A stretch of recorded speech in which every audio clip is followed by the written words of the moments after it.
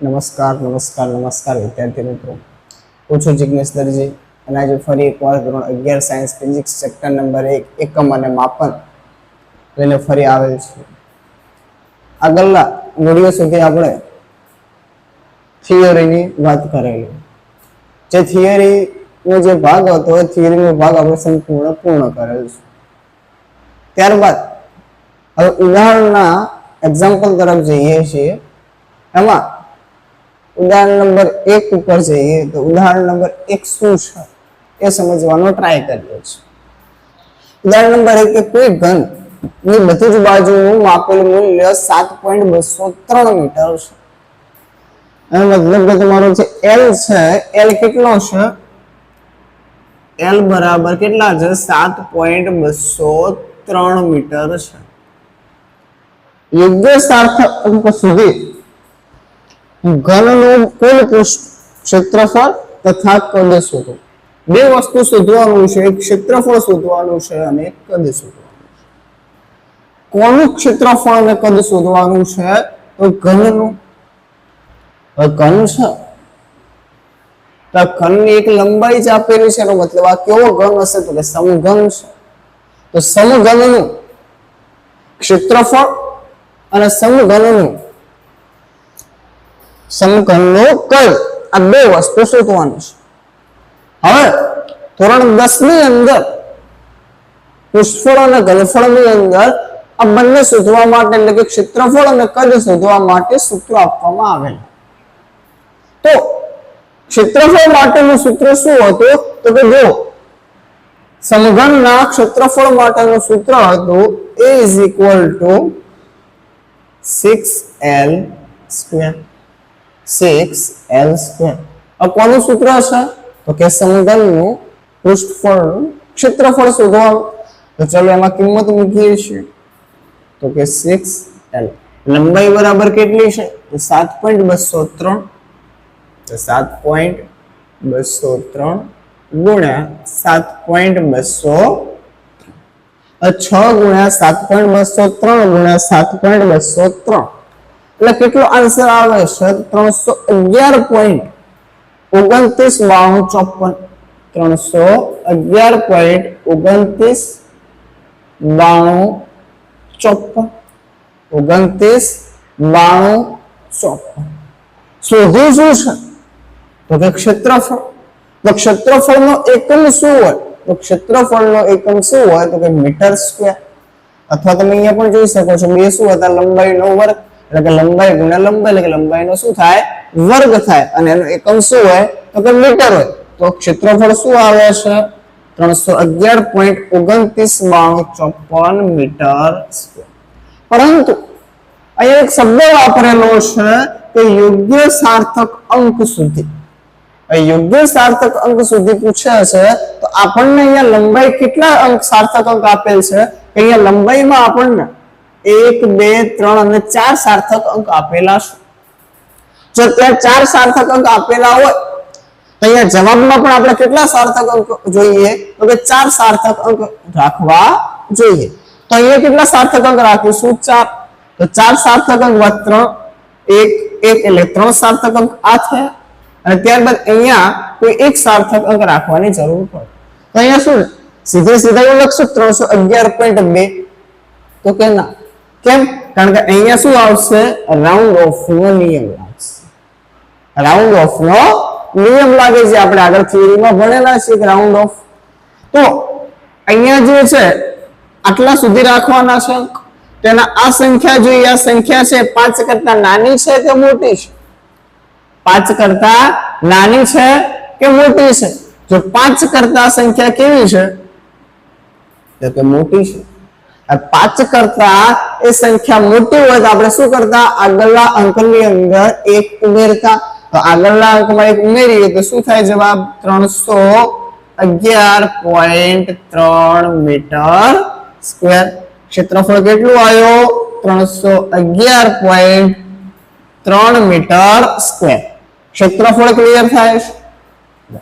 ત્યારબાદ કદની વાત કરીએ. કદની વાત કરીએ તો સમઘનનું કદ શોધવા માટે એટલે કે ઘનફળ શોધવા માટેનું સૂત્ર, કદ એટલે ઘન, તો કે ઘનફળ શોધવા માટેનું સૂત્ર શું છે? તો કે L નો ઘન. શું છે? L નો ઘન. તો લખીએ V = શું કરશું? L નો ઘન. L કેટલા છે? 7.203.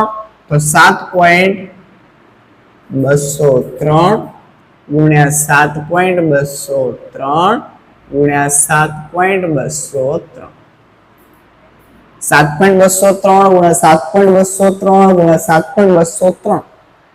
3 નો જ્યારે ગુણાકાર કરવામાં આવે અથવા કે એનો જ્યારે ઘન કરવામાં આવે ત્યારે આપણને આન્સર મળે છે 373.714754.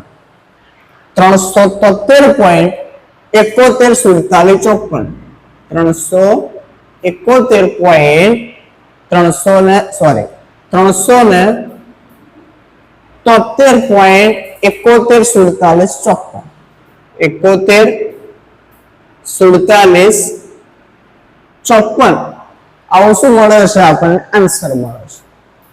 તમે જાતે કરજો કે તમને આ આન્સર મળશે. હવે અહીંયા શું છે? L નો ઘન, લંબાઈ ગુણ્યા લંબાઈ ગુણ્યા લંબાઈ. તો અહીંયા એકમ કયો આવે?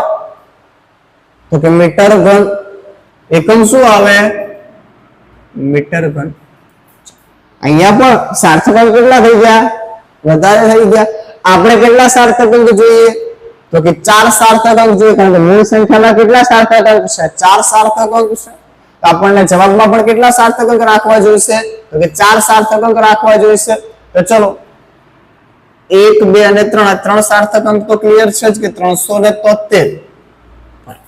હવે આમાંથી મારે માત્ર આગળની એક સંખ્યા રાખવાની છે. તો મારે અહીંયા શું કરવાનું? રાઉન્ડ ઓફ કરવું પડે. રાઉન્ડ ઓફ નો નિયમ શું છે? કે 5 કરતા મોટું હોય તો સીધા એક આગળનામાં મૂકવા, 5 કરતા નાની હોય તો એક પદને દૂર કરીને આગળ એકલો અંક રાખવાનો આવે છે. તો અહીંયા જે છે જો આટલા અહીંયાથી અહીંયા કરવાનું છે. તો આ શું છે? 1 છે. 1 5 કરતા કેવી સંખ્યા? તો કે નાની સંખ્યા.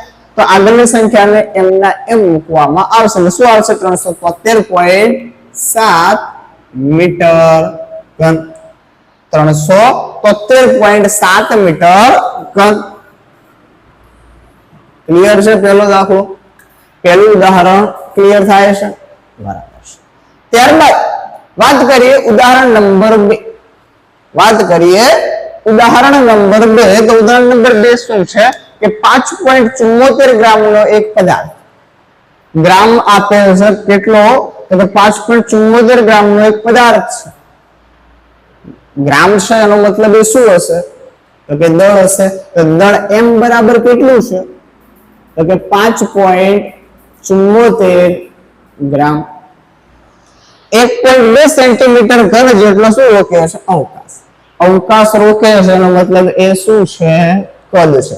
તો કદ કેટલું છે? v બરાબર 1.2 સેન્ટીમીટર ઘન. 1.2 સેન્ટીમીટર ઘન જેટલો અવકાશ રોકે છે. સાર્થક અંક ધ્યાનમાં રાખી તેને ઘનતા શોધવાની છે. હવે ઘનતા શોધવાની છે પણ કેવી રીતે? સાર્થક અંકને ધ્યાનમાં રાખીને. તો ઘનતાનું સૂત્ર આપણી પાસે શું છે? ઘનતાનું સૂત્ર શું છે? કે દળ ભાગ્યા કદ. ઘનતા બરાબર દળ ભાગ્યા કદ. દળ કેટલા આપેલા છે? તો 5.74 ગ્રામ. 5.74 ગ્રામ છેદમાં કદ કેટલા છે? 1.2 સેન્ટીમીટર ઘન. 1.2 સેન્ટીમીટર ઘન. તો 5.74 ભાગ્યા 1.2, 5.74 ભાગ્યા 1.2 કેટલા આવે છે? તો 4.78. 4.78 33 આવો એક આન્સર આવશે. પરંતુ સર હજી આમાં એકમ તો મૂકવો પડે. તો યસ મૂકવો પડે. તો એકમ કયો મૂકશો? તો જો મૂકેલા છે ગ્રામ અને છેદમાં શું છે? સેન્ટીમીટર ઘન. તો શું લખી શકું? ગ્રામ પર સેમી ઘન. પરંતુ સર હજી આમાં એક વસ્તુ કીધેલી છે કે સાર્થક અંકને ધ્યાનમાં રાખવાના છે. અહીંયા શું કહ્યું છે? ભાગાકાર. તો આપણને ભાગાકાર કે ગુણાકાર માટેના નિયમમાં આપણે એવું કીધું હતું સાર્થક અંકના જ્યારે નિયમ ભણ્યા હતા ત્યારે કે જ્યારે ભાગાકાર કે ગુણાકાર હોય ત્યારે બે માંથી જે સંખ્યામાં સાર્થક અંક ઓછા હોય તેને ધ્યાનમાં લેવા. તો બંને માંથી ઓછા સાર્થક અંક શામાં છે તો કે આમાં કેટલા સાર્થક અંક તો કે 3, આમાં કેટલા સાર્થક અંક તો 2. તો આ સંખ્યા જે કદ વાળું છે કદ કેવું છે 2 સાર્થક અંક છે માટે આપણે જવાબમાં પણ કેટલા સાર્થક અંક રાખીશું તો કે 2 સાર્થક અંકને ધ્યાનમાં રાખીશું. તો અહીંયા કેટલા સાર્થક અંક બનાવીશું તો કે 2. તો ચલો 2 સાર્થક અંક બનાવીએ તો એક તો 4 છે, બીજો પોઈન્ટ અહીંયા 78 છે, અહીંયા 8 એટલે 5 કરતા કેવી સંખ્યા તો કે મોટી. 5 કરતા મોટી સંખ્યા હોય તો આગળની જે અંક છે અહીંયા અંક કેવો છે 8 એ 5 કરતા મોટો છે. તો આગળના અંકની અંદર શું કરીશું એક ઉમેરો કરીશું.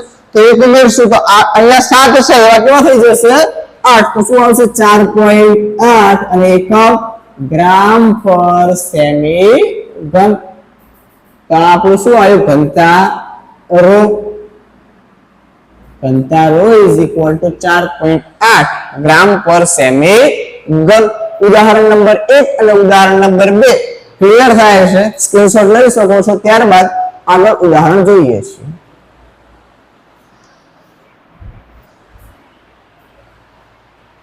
તો આગળ સુધી ઉદાહરણ નંબર 1 અને 2 જોઈ લીધા. ત્યારબાદ આવે છે ઉદાહરણ નંબર 3. ઉદાહરણ નંબર 3 શું છે જોઈએ. આપેલ સમીકરણ પારિમાણિક દ્રષ્ટિએ સાચું છે કે નહીં તે ચકાસવાનું છે. સમીકરણ શું આપેલું છે કે 1/2 mv² = mgh છે, જ્યાં m શું છે તો કે દળ છે, v શું છે તો કે વેગ છે, g શું છે ગુરુત્વીય પ્રવેગ છે અને h એ ઊંચાઈ આપેલી છે. તો આ સમીકરણ પારિમાણિક દ્રષ્ટિએ સાચું છે કે નહીં ચકાસીએ. તો સૌપ્રથમ શું લખીશું કે ડાબી બાજુનું પારિમાણિક સૂત્ર સાબિત કરીશું, ત્યારબાદ જમણી બાજુનું પારિમાણિક સૂત્ર લખીશું અને એ બંનેને સરખાવીશું. જો સમાન આવે તો પારિમાણિક દ્રષ્ટિએ સમીકરણ કેવું કહેવાય સાચું કહેવાય, અન્યથા પારિમાણિક દ્રષ્ટિએ સમીકરણ કેવું કહેવાશે ખોટું કહેવાશે. ડાબા અને જમણા કેવા આવવા જોઈએ સમાન. તો લખીએ ડાબી બાજુ લેતા. હવે ડાબી બાજુનું સમીકરણ શું છે કે 1/2 mv². તો સૂત્ર લખું છું 1/2 mv². હવે 1/2 mv² એનું મારે શું જોઈએ પારિમાણિક સૂત્ર. તો પારિમાણિક સૂત્રમાં આપણે કહ્યું હતું કે ક્યારે અચળ જે હોય સંખ્યા એમનું પારિમાણિક સૂત્ર બનતું નથી. તો વધ્યું શું કે m અને v. m શું છે આપણો દળ છે, m શું છે દળ છે અને v શું છે તો કે વેગ છે. m શું છે તો કે દળ છે અને v શું છે વેગ છે. તો આપણે એનું પારિમાણિક સૂત્ર લખીએ છીએ કે દળ જે છે દળ છે તો દળ ધારો કે હું એમ નામ રાખું, દળને કઈ જગ્યાએ કેપિટલ m વડે હું લખું છું કેપિટલ m વડે. ત્યારબાદ વેગની વાત કરીએ તો વેગનું સૂત્ર શું છે તો કે વેગ ઇઝ ઇક્વલ ટુ મીટર પ્રતિ સેકન્ડ. વેગ ઇઝ ઇક્વલ ટુ મીટર પ્રતિ સેકન્ડ. મીટર એટલે શું થશે તો કે લંબાઈ એટલે કે l1 અને સેકન્ડ એટલે છેદમાં સેકન્ડ છે એટલે કે t⁻1. t ક્યાં જશે ઉપર જશે તો શું બનશે l1 અને t⁻1 l1 અને t શું બનશે -1. ક્લિયર થાય છે આટલી વસ્તુ. m શું છે તો કે દળ છે, પરંતુ અહીંયા એક વસ્તુ કહે છે શું છે mv². આ કોની વાત આવી વેગનું, આ કોનું પારિમાણિક સૂત્ર શોધ્યો વેગનું પારિમાણિક સૂત્ર શોધ્યું, પરંતુ આનું શું છે તો કે વર્ગ છે. આનો શું છે તો કે વર્ગ છે. તો વર્ગ અંદર આવશે એટલે શું થશે આવું થશે l⁻² અને t⁻². l⁻² અને t⁻² આવું બનશે તો કે યસ સર. તો અહીંયાનું પારિમાણિક જે સૂત્ર બને છે શું બનશે તો કે m⁻² દળ એટલે m1. ત્યારબાદ શું છે વેગનો વર્ગ. તો વેગનો વર્ગ બરાબર શું બને L2 t raised to minus 2 તો કે L2 અને t raised to minus 2 m1 L2 t raised to minus 2 ડાબી બાજુનું પારિમાણિક સૂત્ર બને છે. ત્યારબાદ વાત કરીએ જમણી બાજુ માટે. જમણી બાજુ તો કે જમણી બાજુની વાત કરું તો જમણી બાજુમાં શું આપેલ છે mgh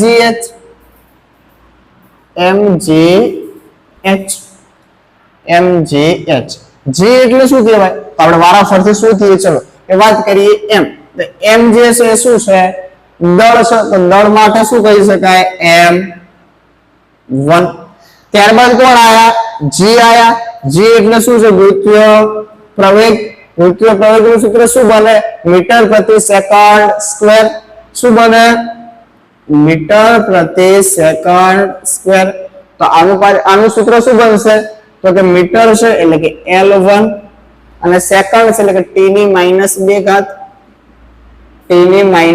ઘાત અહીંયા શું બન્યો m ની 1 અહીંયા શું બન્યો L1 અને t ની -2 ઘાત ત્યારબાદ શું છે તો કે h છે તે h માટે શું બનશે પારિમાણિક સૂત્ર h જે છે એટલે h શું છે ઊંચાઈ એટલે એક જાતનું શું કહી શકાય તો કે લંબાઈ માટે પણ શું બને L1 શું બને L1 તો અહીંયા શું આવે છે આવું બને છે કે m1 પછી g માટે શું બન્યું તો કે L1 અને t ની -2 L1 અને t ની -2 ત્યારબાદ h માટે શું બન્યું તો કે L ની 1 બરાબર છે. હવે સમાન જે દેખાય છે રાશિ એમના સરવાળા કે બાદબાકી થઈ શકે આપણે કે કહેલું કે સમાન રાશિના સરવાળા બાદબાકી પોસિબલ છે. તો અહીંયા સમાન રાશિ કઈ છે તો કે m એક જ વખત છે l જોઈએ l કેટલી વાર છે તો 2 વાર એમની ઘાતનો શું થશે તો કે સરવાળો તો આને હું કઈ રીતે લખી શકું આવી રીતે લખી શકાય m કેટલી વાર તો કે 1 l કેટલા 1 અને 1 એટલે 2 તો L2 અને t ની -2 તો ડાબી બાજુનું સમીકરણ શું આવ્યું કે m1 L2 t -2 જમણી બાજુનું શું આવ્યું m1 L2 t -2 તો બંને સમીકરણ કેવા મળે છે તો કે સમાન મળે છે તો કે ડાબા ઇઝ ઇક્વલ ટુ શું છે જબા ડાબા અને જબા કેવા છે સમાન માટે આ સમીકરણ પારિમાણિક દ્રષ્ટિએ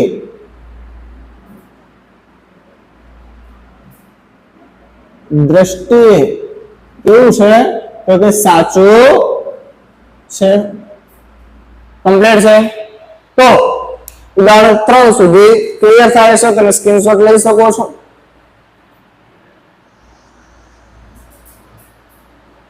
તો આજનું લેક્ચર આટલા સુધી રાખીએ છીએ.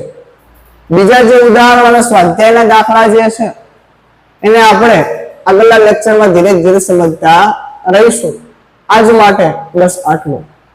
જો તમને અમારો વિડીયો પસંદ આવ્યો હોય તો વિડીયોને લાઈક કરો, શેર કરો અને સબસ્ક્રાઇબ કરો અને તમારા મિત્રો સુધી આ વિડીયો પહોંચાડો જેથી એમને પણ ધોરણ 11 સાયન્સના આ ચેપ્ટર વિશેની માહિતી મળે.